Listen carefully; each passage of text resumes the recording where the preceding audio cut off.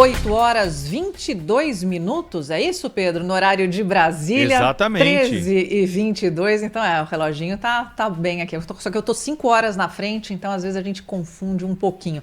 Mas a gente está recebendo agora, no Jornal Gente, o professor de Direito Internacional pela USP, o professor Manuel Furriela, que vai nos atualizar sobre o que está acontecendo nesse momento na crise no Oriente Médio. Professor, seja muito bem-vindo ao nosso programa. Bom dia, aproveito para desejar um ótimo fim de semana para todos.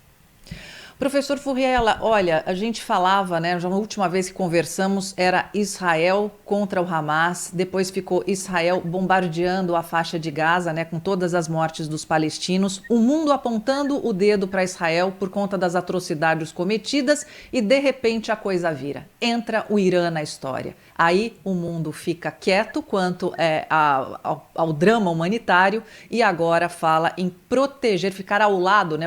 Eu digo, o mundo que eu falo, eu digo o Ocidente, e ficar ao lado de Israel, porque é aquela história, todos contra o Irã. Queria que o senhor falasse um pouco sobre o que acontece agora nesse momento e o que isso pode acarretar. Bom, o risco é muito grande. O que a gente tem verificado é que realmente são dois países militarmente muito fortes. Israel, sabidamente, uma das grandes potências militares internacionais, armamentos sofisticados, engaja grande parte da sua população, mesmo sendo pequena, mas grande parte da população, tanto masculina quanto feminina, fazendo parte das Forças Armadas. Então, há ali realmente um país que tem como um dos seus escopos esse lado militar, até mesmo por uma questão de sobrevivência. De qualquer forma, é uma potência militar, tendo inclusive armas nucleares, não assumindo mais sabidamente, tem armas artefatos nucleares. E o Irã, que é uma potência regional, mesmo em termos internacionais, não rivalizando com grandes potências, nem mesmo com Israel, mas, de qualquer forma, um eventual embate direto entre os dois teria enormes proporções e faria com que, inclusive, outros estados acabassem necessariamente tendo que se envolver. Por exemplo, os Estados Unidos e a Europa Ocidental não conseguiriam ficar fora de um conflito onde Israel tivesse envolvido. Então, aí as perdas humanas, os estragos na economia internacional seriam de enormes proporções. A boa notícia, por enquanto, é que, ao que tudo indica, mesmo do lado do Irã, há um apaziguamento. Houve, na resposta que o Irã deu em relação ao bombardeio do seu consulado em Damasco por Israel, a partir do momento que, mesmo tendo enviado muitos projéteis, drones, etc., ele sabia que Israel teria uma capacidade de facilmente repelir a maior parte deles. Então, ele deu uma resposta, mas uma resposta controlada. Israel fez o mesmo, né, em relação agora ao que utilizou para atacar o Irã. Então, nós verificamos que, mesmo tendo essa pressão para dar algum tipo de resposta, as respostas têm sido sob controle, porque não interessa a ninguém, nem mesmo as duas partes mencionadas, qualquer tipo de escalonamento do conflito.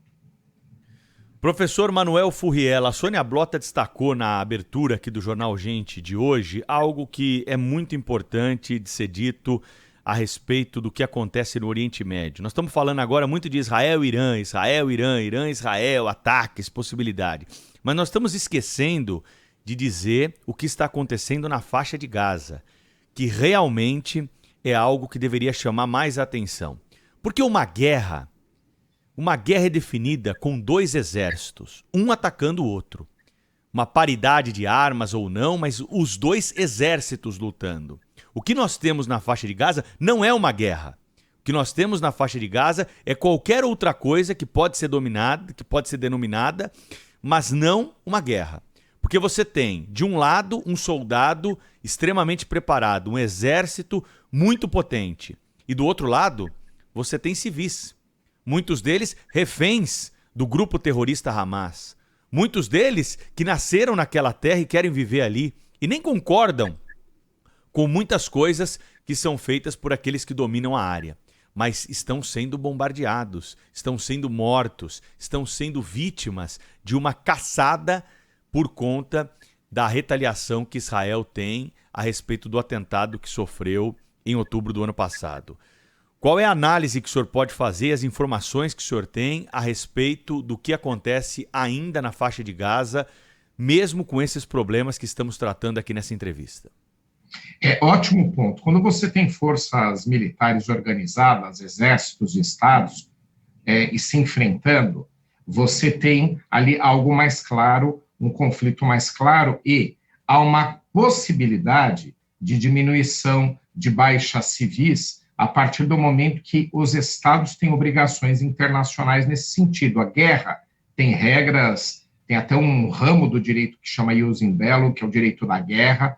Então, os estados, eles têm receios de responsabilização internacional, o que possibilita, nem sempre acontece, né, uma proteção maior de civis, de refugiados, etc.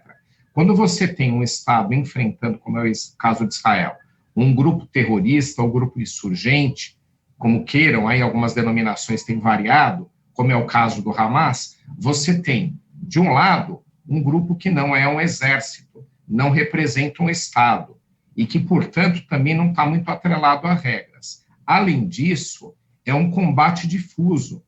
Então, você não tem grandes combates em campo entre tropas se enfrentando, como você tem nas guerras convencionais. O exército israelense, as forças armadas, acabam tendo que ficar fazendo ali um trabalho, né, de peneira para tentar descobrir onde tem células desse grupo e ir lá combater. E o que a gente tem verificado é uma grande vitimização de civis, até mesmo porque Israel decidiu, por conta de tentar controlar o que está acontecendo, cercar o território, inclusive não permitindo com que itens básicos sejam lá alocados. Então, é um tipo de conflito que não tem como não trazer resultados desastrosos, principalmente para os civis, como a gente tem acompanhado todos os dias. E eu acredito que Israel teve, sim, o direito, num primeiro momento, de responder ao Hamas, teve, sim, o direito de organizar-se para desmantelar o grupo.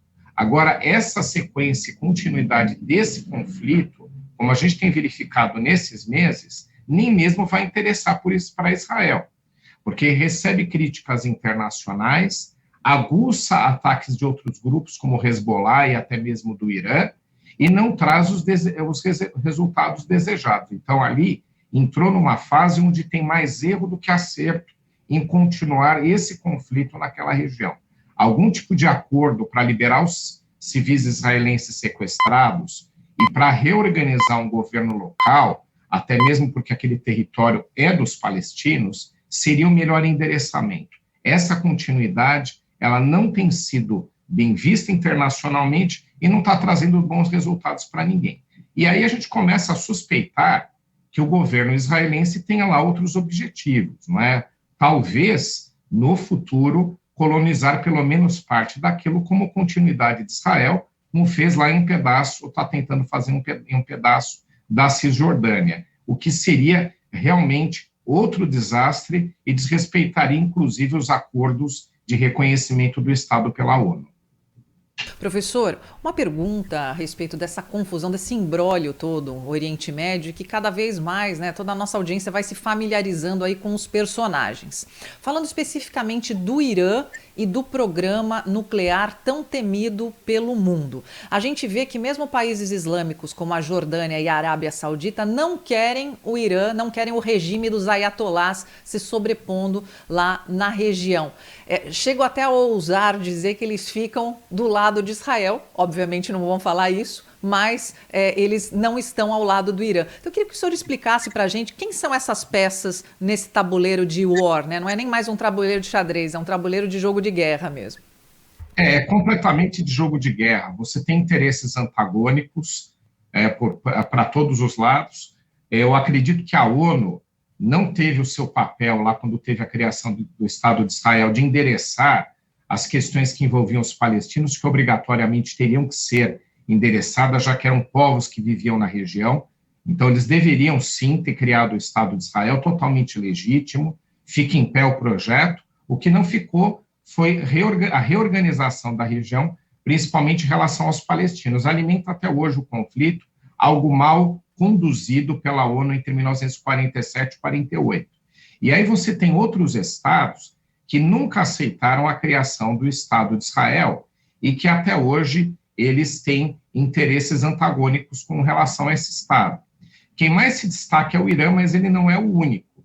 Não há na região um consenso a respeito de favorecimento de Israel. O que ele conseguiu foi melhorar as suas relações, ainda bem, com países como a Arábia Saudita, por exemplo, mais recentemente. Mas, de qualquer forma, o Irã ele teve congelado qualquer tipo de projeto contra Israel até 1979, porque lá governava um monarca que era o Shah Reza Pahlavi, que era totalmente pró-Ocidente.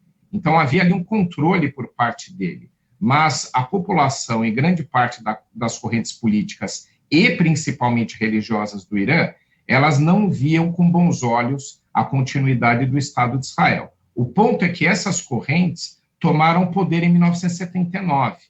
Então, além deles terem projetos em relação à condução do Irã, né, que era completamente diversa do governo monárquico que tinha por lá, além disso, levaram outro projeto, que era a dissolução, a destruição do Estado de Israel. Eles assumiram o poder. Então, de 79 para cá, esse virou um dos principais projetos.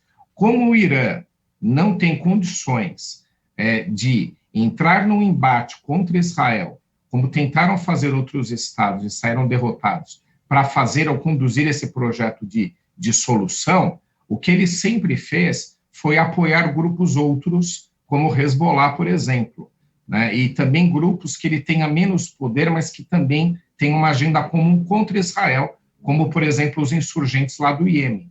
Então, esses ataques indiretos, armados, apoiados financeiramente pelo Irã, foram a forma como o Irã imaginou que poderia atacar Israel. Então, sempre conduziu dessa forma.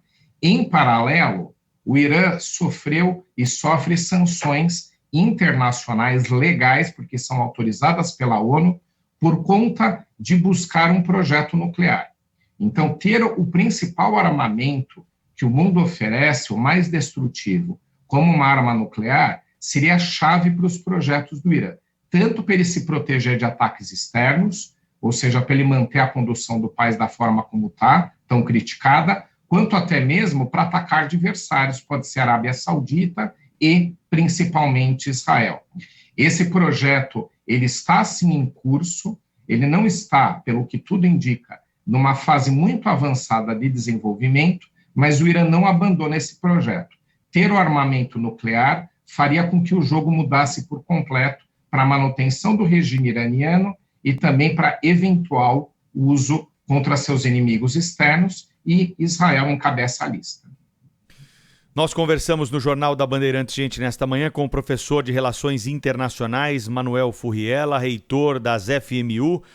Professor, foi um prazer tê-lo conosco, viu? Essa análise entre a tensão de Israel com o Irã e o que acontece no contexto geopolítico do mundo, principalmente no Oriente Médio, é sempre importante ser atualizada e felizmente contamos com a sua sabedoria para isso aqui na Rádio Bandeirantes. Um grande abraço para o senhor, bom fim de semana.